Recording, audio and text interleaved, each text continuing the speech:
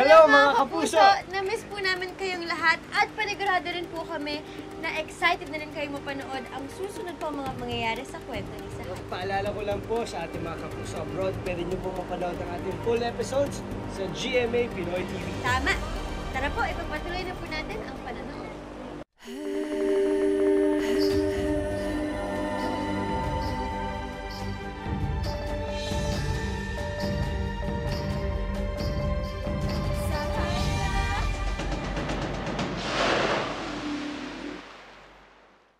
Noong nagsisimula pa lang ang panahon, isang lalaki at isang babae pa lamang ang naninirahan dito sa mundo. At sila ay nagkaroon ng 2 anak. Ang isa sa kanilang anak ay iniwan nila sa kapatagan, habang ang isa naman nilang anak ay pinaanod nila sa dagat. At sa ikalawang sanggol na ito, nagmula ang ating lahi. Dito na naman sila. Ang alam ko na kung ano mangyayari. Walang lalaban para hindi magkagulo. Amin na lahat ng mga nahuli nyo. Huwag na kayong pumalag. Bakit hindi po tayo nanlaban sa mga pirata? Sobra-sobrang biyaya ng dagat para sa ating lahat. Nagugustuhan ng anak ni Salida itong si Manisan. Gusto din Arato na maging asawang anak mo. Eh kung pinagtatapat mo na sa pamilya mo, yung karelasyon mo, edi sana ngayon hindi ka nagtatago. Oo na, basta hanap din ako ng tiyempo. Huwag mga paninda ko, ah! Harold, papakilala na kita kay Ma, ha? Pakasal na tayo. Masyado tayong bata para magpakasal. At hindi ako mag-aasawa habang nasa college ako. Hiningi na ng pamilya ko ang kamay mo sa pamilya mo. Alam mo naman siguro yung pakiramdam nung napapahiya. Pero alam ko naman na hindi magtatagal at tatanggapin mo rin yung alok namin sa'yo. Hindi ko po kasi talaga gusto si Arato. May iba po akong gustong lalaki. Ipakilala mo sa akin yung lalaking yan. Dalhin mo siya dito. Basta mahalaga makilala ko siya. Bakit ganyan yung mukha mo? Ano ba yung nabasa mo? Inaasa niyo lang ako. Niloko. Manilbihan sa amin ng 2 buwan habang inihahanda ang pagpakasal nila ng anak ko.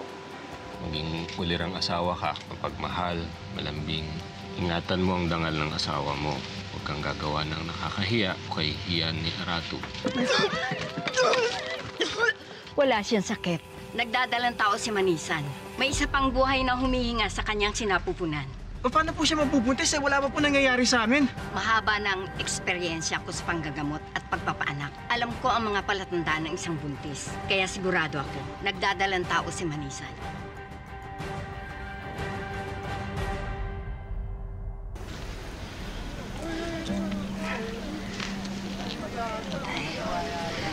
Paano mabubuntis si Manisan? Hindi ba sinabi na nila na hindi pa sila nagtatabi ng anak ko?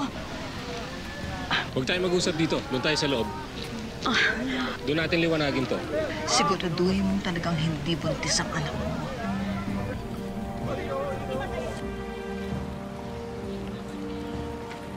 Sigurado ako nagkamali lamang ang panday. Magtiwala ako sa pamangkin ko. Mabait at matinong babae yan. Oo nga naman, Panday. Baka naman ikaw nagkakamali. At kung ganyan, nag-uulyanin ka na yata eh. Malinaw pa ang pag-iisip ko. Gusto mo bang bulungan kita nang magkasakit ka? Ito naman, hindi naman biro. Huwag naman ganyan. Pasensya na rin. Pero talagang hindi ako nagkamali. May buhay talaga sa loob ng tiyan niya. Kung hindi kayo naniniwala, bakit hindi kayo maghanap ng isa pang Panday? At akong iisa rin ang sasabihin niya. Nabuntis talaga itong si Manisan. Ako ang asawa mo. Pero nagpabuntis ka sa iba? Bakit?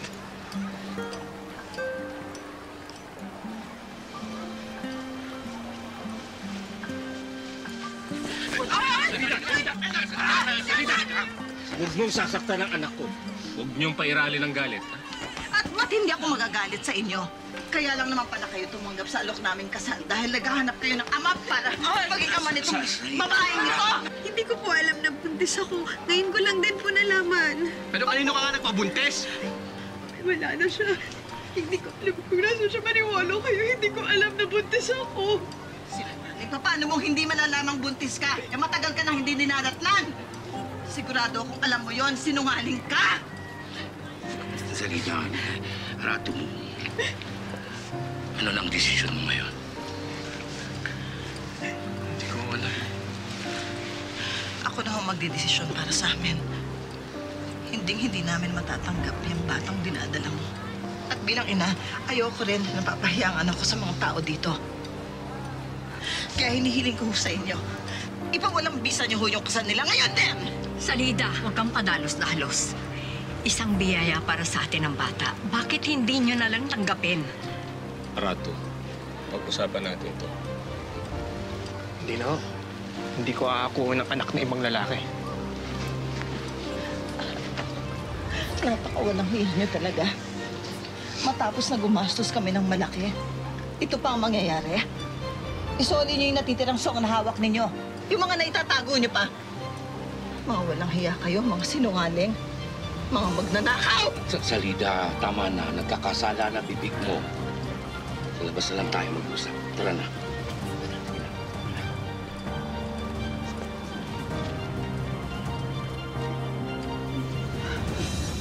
Salida.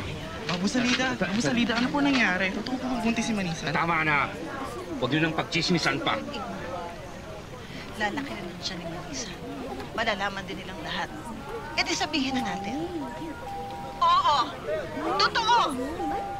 Buntis si Manisan, pero hindi si Arato ang ama! At hindi namin matatanggap yon. Kaya isipin ninyong lahat na walang kasalang nangyari! Hindi namin matatanggap ito. Lalo pa ngayon na malinaw na si Manisan ay may mababang pagkatao.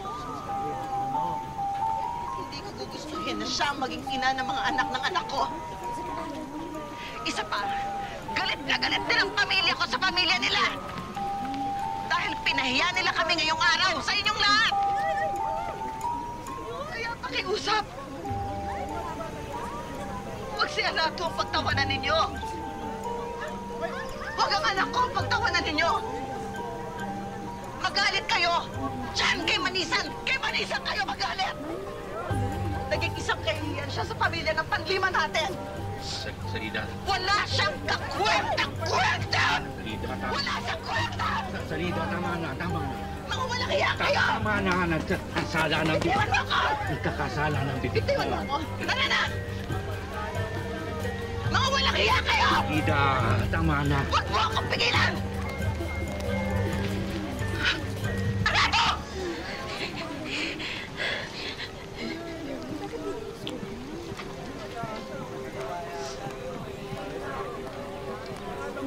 Ano?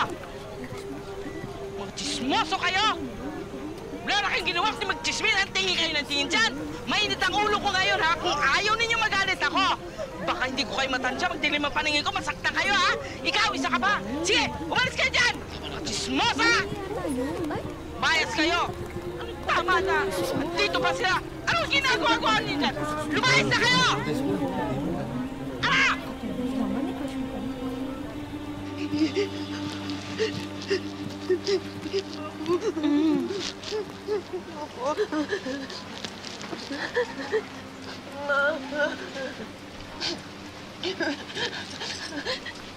Galit po ba kayo lahat sa akin?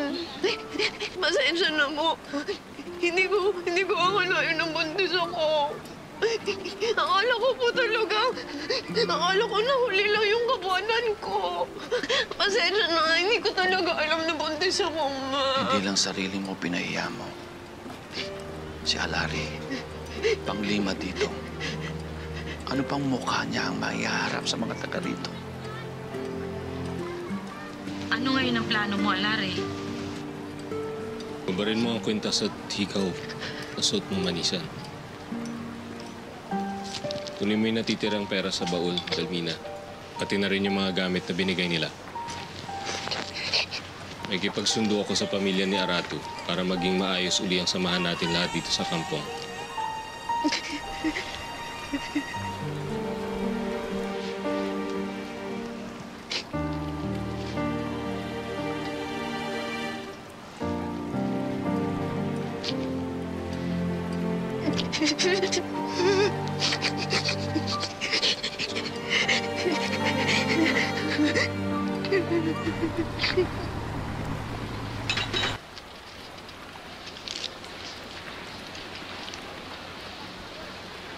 Ito na ang lahat ng natira sa perang iniregalo ninyo.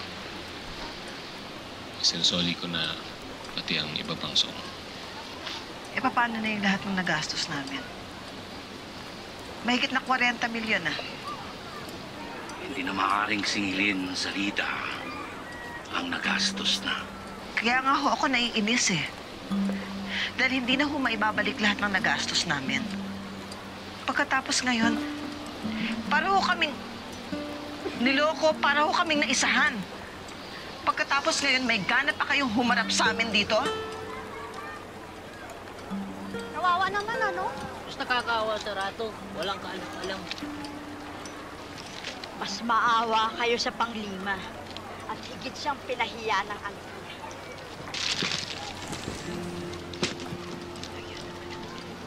Hay! Chismisan kayo ng chismisan dyan. Naririnig ko kayo sa loob. Ano ba? Pwede ba? Umalis na kayo? Ano?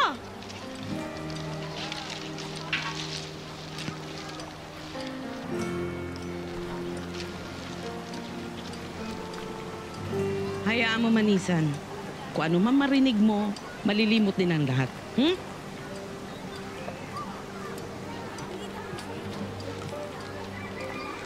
Lalagay ko lang ito doon sa labas, ha?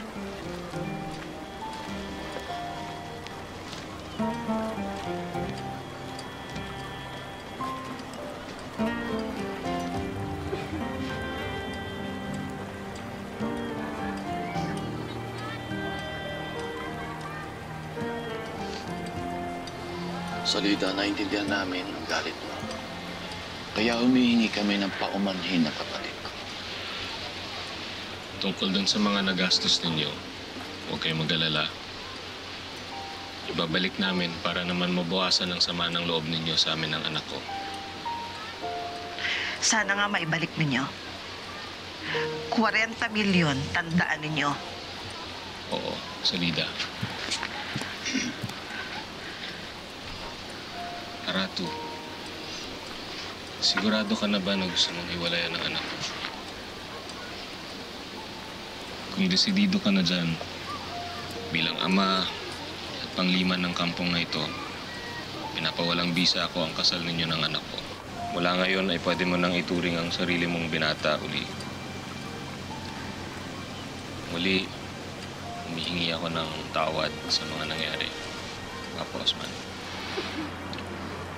Tinatanggap ko ang iyong paumanhin. Ako hindi. Hanggang ngayon, galit pa rin ako sa mga nangyari. Paumanhin sa inyong lahat. Paumanhin sa iyo, Panglima. Pero sa palagay ko, hindi ko na mapapatawad ang anak mo. Napahiya niya kami. Isumpa sana nawa siya ng lahat ng mga ombo namin. Salida, huwag mo naman bigyan ng sukna ang anak ko. Hindi naman sinasadya ni Manisan ang nangyari. Hindi niya alam na buntis siya. Oo, pero nagawan pa rin niya tayong lahat ng kasalanan. Wala na kaming mukhang ipapakita ni Arato. Hindi ko babawiin ang lahat ng sinabi ko. Isumpa sana siya. Parusahan sana siya nawa ng lahat ng ombo namin. Dahil sa lahat ng kahihiyang dinulot niya sa atin.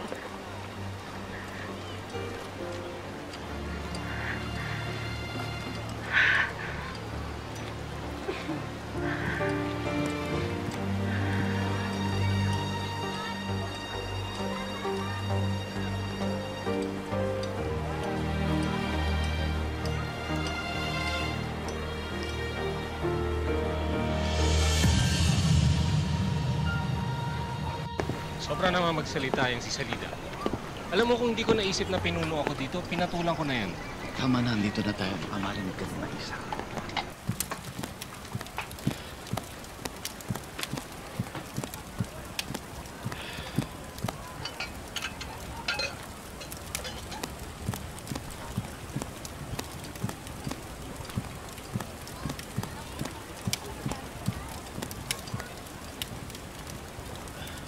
Dalmina, nasaan ang anak ko?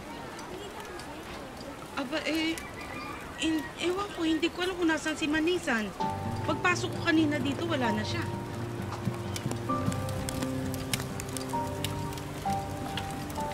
Kaya, nakita mo ba ang anak ko? Hindi nga ho eh. Hinahanap ko nga rin ho siya eh.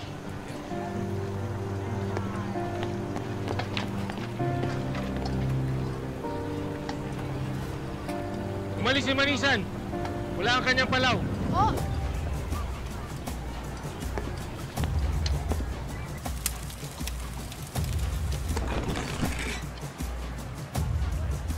Wala yung damit ng anak ko! Naglayas si Manisan!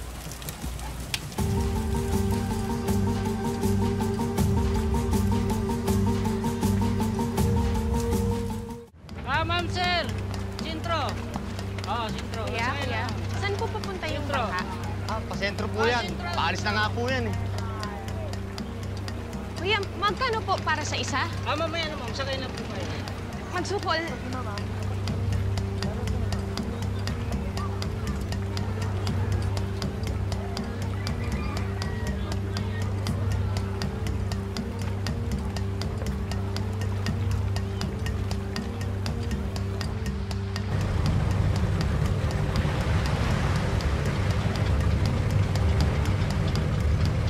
Lari!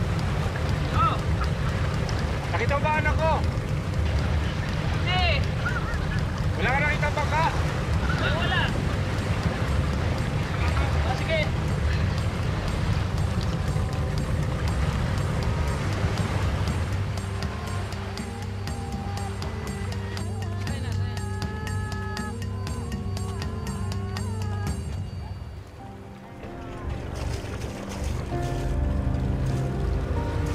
Patawarin niyo ako, Ma. Wala na ho akong mukhang maihaharap pa sa inyo. Sorry po talaga.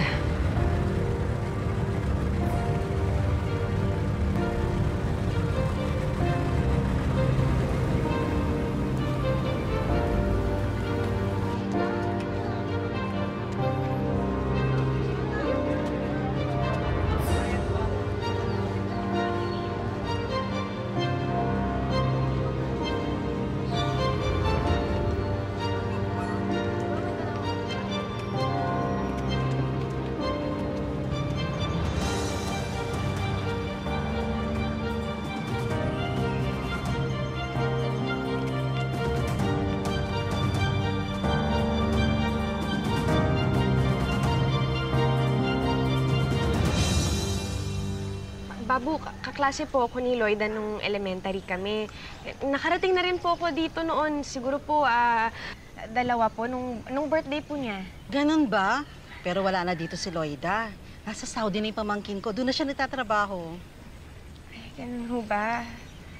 Ay, ma'am, kapalan ko na po yung mukha ko. Baka po pwedeng makitira muna dito. Hanggang makahanap lang po ako ng mapapasukan, kahit ilang araw lang po. Naawa ko sa Iha. Pero hindi naman kita kilala. Tsaka hindi ko alam kung totoong kaibigan ka nga ni Lloyda. Pasensya na, pero sa iba ka na lamang hingi ng tulong, ha? Paumanhin.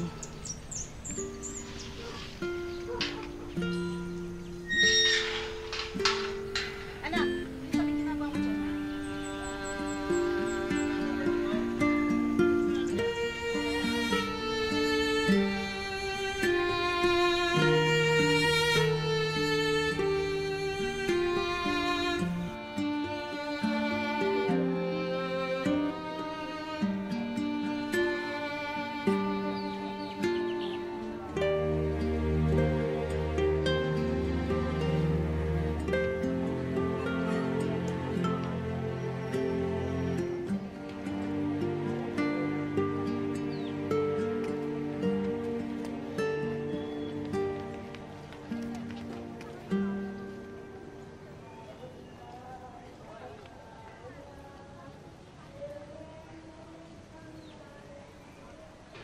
Eneng, delikado. Alam mo naman magulo ang panahon ngayon. Delikado kung gagabihin ka sa kalye. Isa pa buntis ka, oh. Paano niyo po nalaman na buntis ako? Ay, Eneng, manggagamot ako sa aming banwa at may kakayahan akong makita. Isang tingin ko lang alam kong buntis ka eh.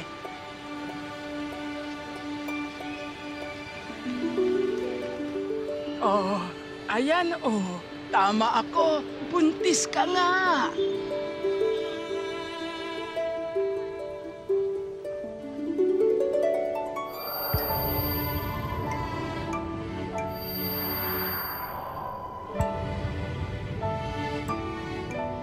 Bakit po ganyan ang tingin niyo? Nakita akong liwanag sa tiyan mo. Liwanag po? Oo. Alam mo, mukhang mapalad itong magiging anak mo. Tingin ko, may maganda at maliwanag na buhay ang naghihintay sa kanila.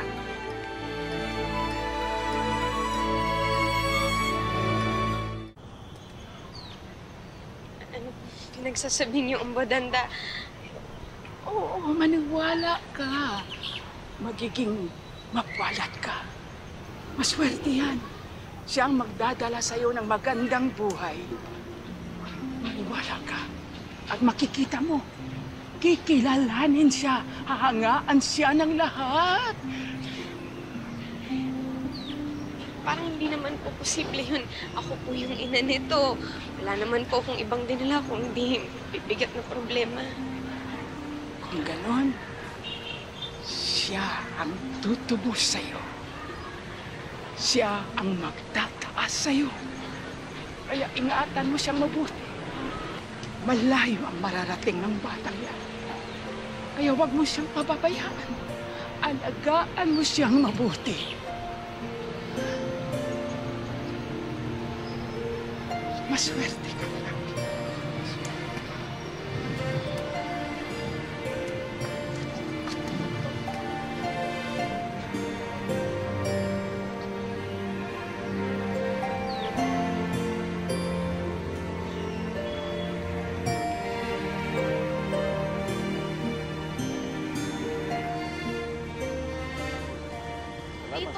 Dito ho kami palagi pumipwesto ni Manisan kapag nagtitinda po kami. Andito kaya sa Bungaw si Manisan? Kaya nga hanapin natin siya. Maghiwa-hiwalay tayo. Kailangan mahanap natin yung anak ko. Baka kung mapaano yun. Kita na lang tayo mamaya dito sa bangka. Sige, sige. Kaya na ba yan? Sige po.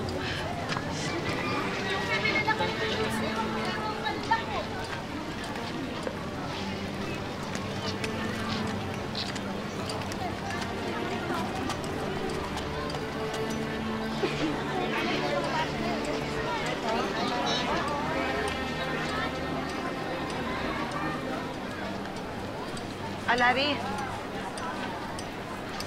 totoo ba ang balita na naglayas daw ang anak mo?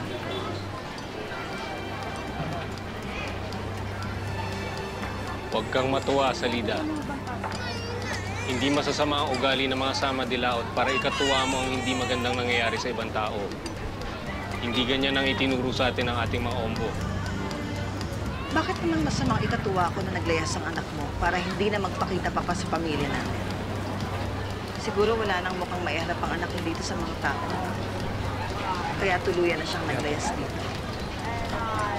Mabuti pa nga siguro hindi na siya magpakita pang huli. Kahit kailan. Baka mamaya siya pagpapakita ng away ng pamilya natin.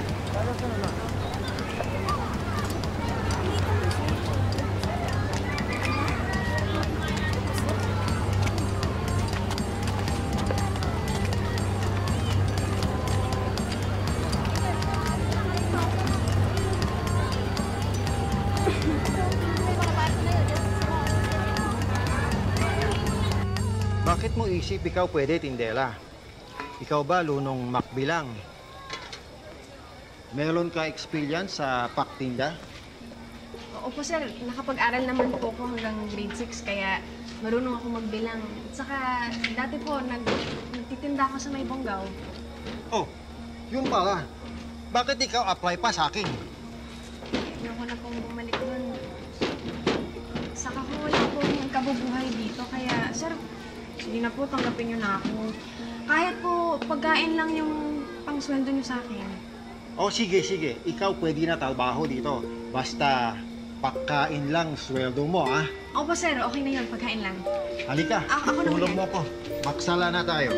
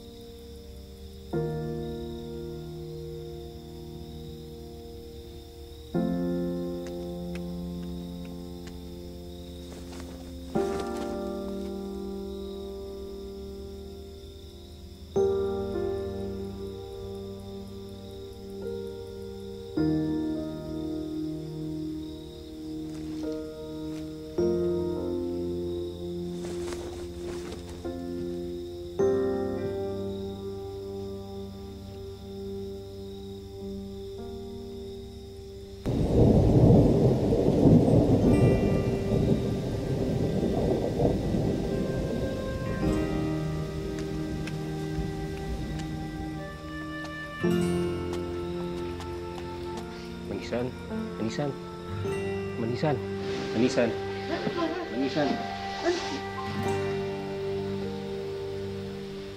Pasensya na ho. Akala ko po kayo yung hinahanap ko. Tutulog ng tao dito, gising ng gising.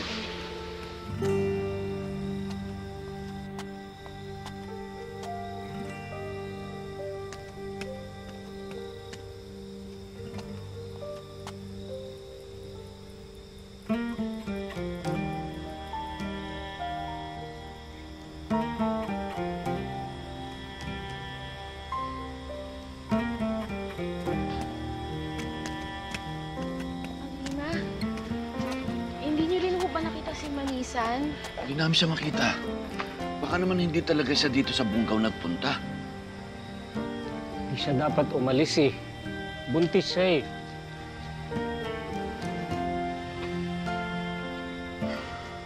Papatayin niya ako sa pag-aalala. Ba't ba niya ginagawa to? Ko naman siya pinagalitan. Hindi ko siya sinumbatan. Ko talaga maintindihan bakit umalis anak ko eh. Malamang ho, nahiya ho yun sa inyo, kaya ho umalis.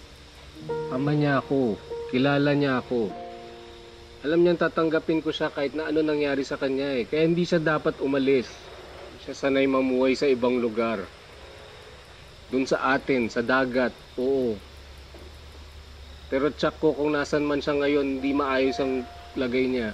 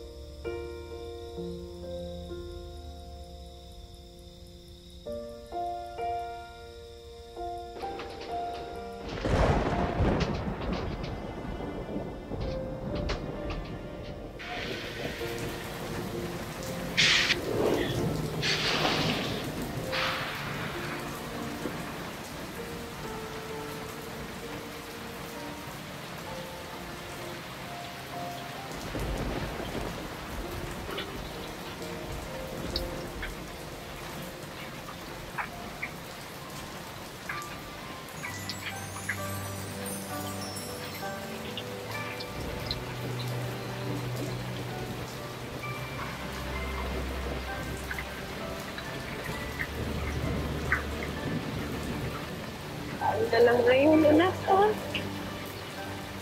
Na lang mula ngayon. Ayoko na kasi bumalik kay Ungguloy. Wala na akong ihaharap na mukha doon. Kasi natatakot ako na. Ngayon pa lang ako kasi sa kanila.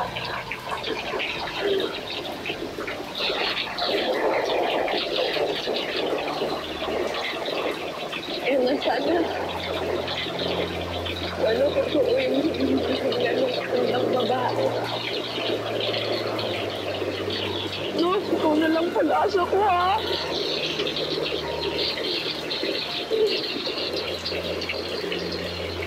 Para malinis ang pangalan natin. Ampong. Para makabawi sa umbang mo. Para makabalik din tayo pagdating ng araw na. Sana talaga. Maganda ang kapatid ko sa atin.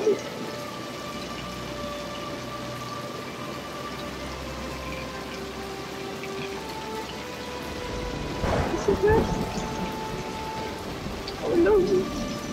Ikaw lang ipagmamalaki ko. At ikaw magbibigay sa akin ng lakas ng loob. Nahubarap ulit sa kutina.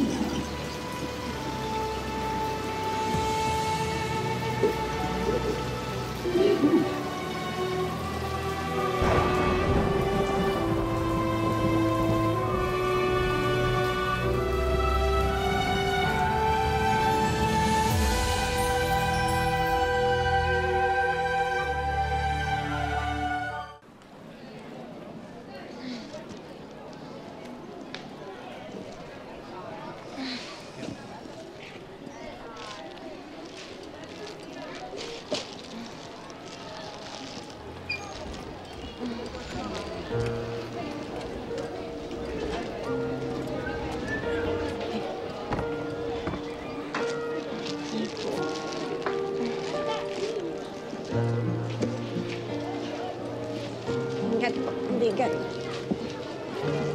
Ang bigat po.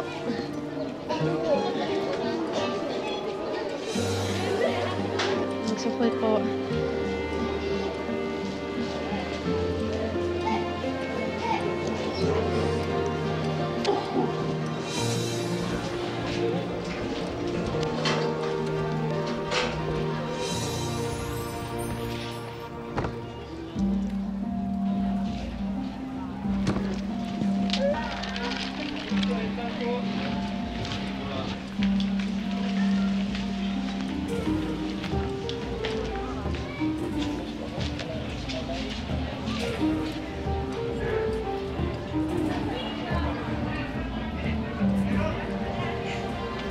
Ang Lima, makikita pa ho kaya natin dito si Manisan?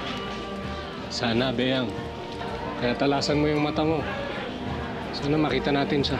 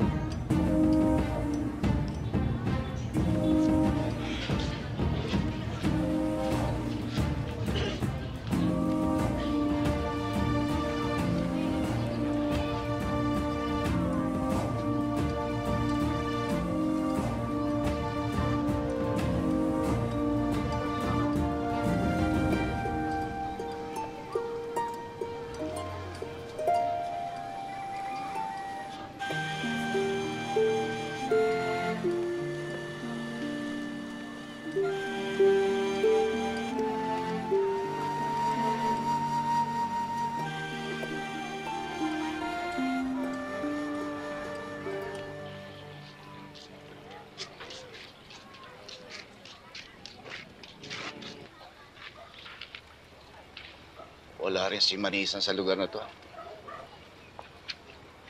Hindi na yata uwi yan. Titisin na yata tayo ng pamangkin ko. Akala niya siguro kaya niyang lumayo. Kakamali siya dun. Pinanganak siya sa dagat. Mamamatay siya kapag nalayo siya sa dagat.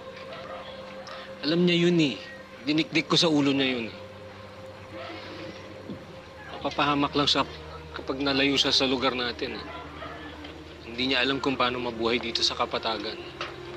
Kaya talagang nag-aalala ako para sa kanila ng dinadala niya. Kung saan man sila naroon ngayon.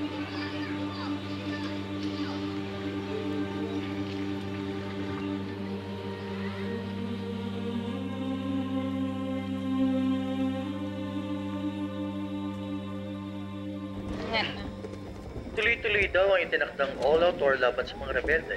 Ilan kaya titigil ang kaguluhan dito sa Mindanao? Matagal na ang mga labanan dito. Marami nang namamatay. May katapusan pa kaya ang gulo dito sa buong Mindanao?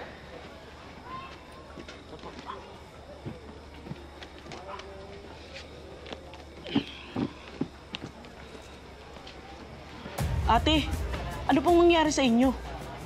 Bakit may dugo po kayo sa likuran mo?